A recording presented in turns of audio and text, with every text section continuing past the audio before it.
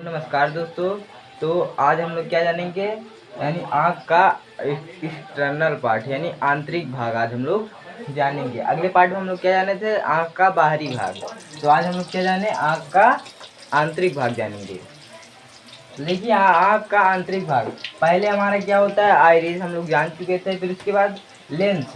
Lens क्या होता है, देखिए लेंस हमारा जो होता है यहाँ पास होता है।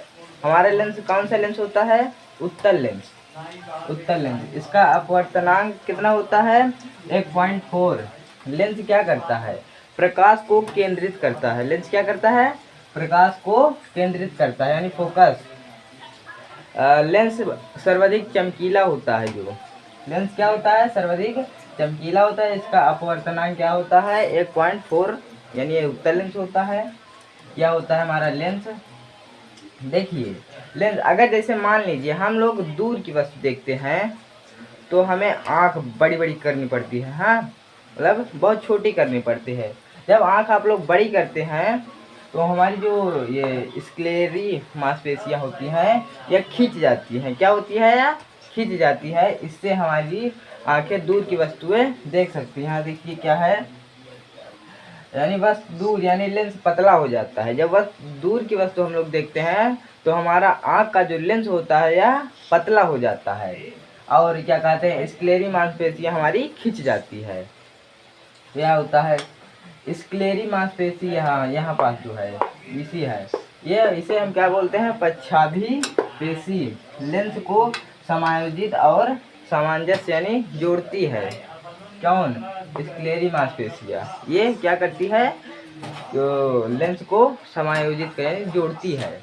फिर उसके बाद वस्तु दूर लेंस, यानी जब वस्तु हम दूर की वस्तु देखते हैं तो हम लोग अपनी आँखें छोटी कर लेते हैं तो हमारा लेंस क्या होता है, पतला हो जाता है। अगर हम लोग यानी वस्तु निकट रहे यानी पास रहे तो हम लोग उसे देखते हैं तो हमारा लेंस क्या होता है, पतला हो जाए मतलब मोटा हो जाता है।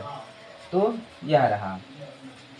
फिर उसके बाद क्या कहते हैं, तो कोराइड यानी रक्त पटल। कोराइड यानी रक्त पटल, ये रेटिना को रक्त तथा पोषक की पूर्ति देता है। कोराइड ये रहा हमारा, यह रहा कोराइड। ये जो रेटिना का ऊपरी भाग होता है जो, ये कोराइड होता है। हाँ, ये क्या करता है, रेटिना को रक्त तथा पोषक की पूर्ति देता है, यानी यह पूरे आँख को रक्तदान प्रदान करता है। यह होता है। और फिर रेटिना यहाँ रहा हमारा, जो क्या कहते हैं, विट्रस के पीछे होता है। कौन, रेटिना, जो हरे से है ये वाला। तो यह होता है। फिर उसके बाद रेटिना को रक्त पोषक प्रदान करता है। कौन, कोराइड यानी रक्त पटल। हमारे आँख में दो प्रकार का लिक्विड पाया जाता है। कौन, एक एक्वियस ह्यूमरस और एक विट्रस ह्यूमरस।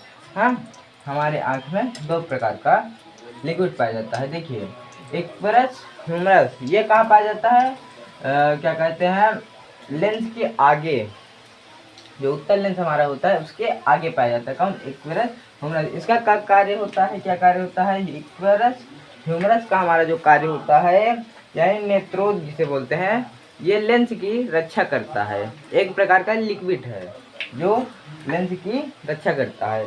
फिर दूसरा क्या है, विट्रस ह्यूमरस।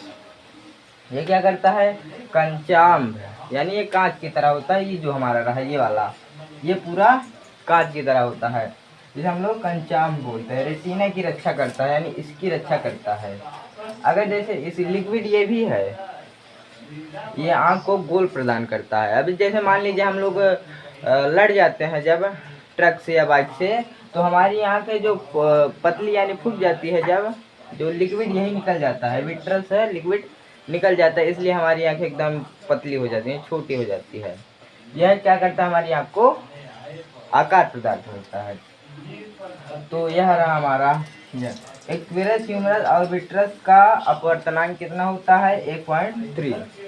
तो यह रहा हमारा आँख का आंतरिक भाग। अब हम लोग जानेंगे आँख हमारी इमेज कैसे बनाती है। हाँ, तो हमारी आँख कैसे इमेज बनाती है, रेटिना पर। हमारी आँख किस पे इमेज बनाती है, रेटिना पर। तो चलिए अगले पार्ट में हम लोग इमेज कैसे बनता है इसके बारे में हम लोग जानेंगे। तो आज के लिए बस इतना ही। तो नमस्कार, धन्यवाद।